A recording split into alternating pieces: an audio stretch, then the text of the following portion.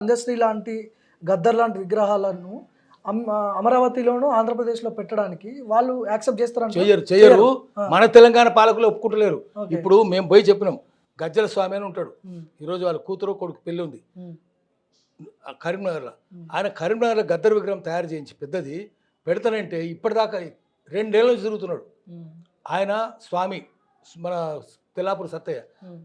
తిరుగుతుంటే ఇప్పటిదాకా మొత్తం పర్మిషన్ అన్నిటి నుంచి వచ్చింది. సీఎం కూడా చెప్పిండు. హ్మ్. చెప్పిన కమిషనర్ పర్మిషన్ ఇయ్యడు, ఎవడో ఇంకోటి పర్మిషన్లు ఇస్తలేరు. హ్మ్. గద్దర్ విగ్రహం పెడుతుందుకు కరీంనగర్ పర్మిషన్ ఇస్తారు. హ్మ్. ఆంధ్రలో ఇస్తారు, హ్మ్. ఇయ్యరు. అవును. హైదరాబాద్లో పెట్టాలంటే ఎంత కష్టపడ్డాం మేము. తెల్లాపూర్లో విగ్రహం పెట్టాలంటే తిరగని ఎక్కని గడపలేదు, తొక్కని ప్రతి చోట పోయి అడగంగా ఆఖరికి ఇచ్చారు. హ్మ్. గద్దర్కే దిక్కు లేదు. హ్మ్. మన్నూరులో పెట్టాలంటే గద్దర్ విగ్రహానికి అడుగున్నారు. ఇప్పుడు అంత తొందర ఏమొచ్చింది ఎస్పి బాలసుబ్రహ్మణ్యం విగ్రహాన్ని అక్కడ ప్రతిష్ఠించడానికి, ఇనాగ్రేట్ చేయడానికి అంత తొందర ఏమొచ్చింది అనుకోవచ్చు అసలు? ఏదో ఆంధ్ర వాళ్ళు వస్తున్నారు కదా, దొంగలు కొడుకులు, సినిమా వాళ్ళు కదా, బుద్ధి లేని వాళ్ళు. ఒక్క తెలంగాణ సినిమా తీసిన దొంగలు వాళ్ళు పైసలు ఇస్తుండ్రేమో వీళ్ళకు. హ్మ్. అది ఉప్పగాలి ఆఫీసర్లు గట్టి గల్లబట్టి అడగాలి.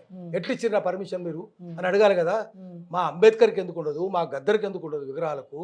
మా స్టేట్లో, మా తెలంగాణలో తెలంగాణ కోసం పనిచేసిన గద్దర్కు ఉంటుందా?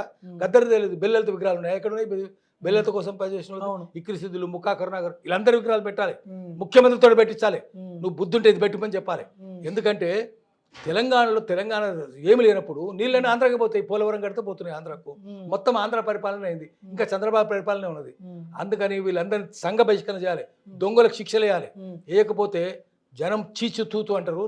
హ్మ్. అందుకని తొందరగా గ్రహించండి.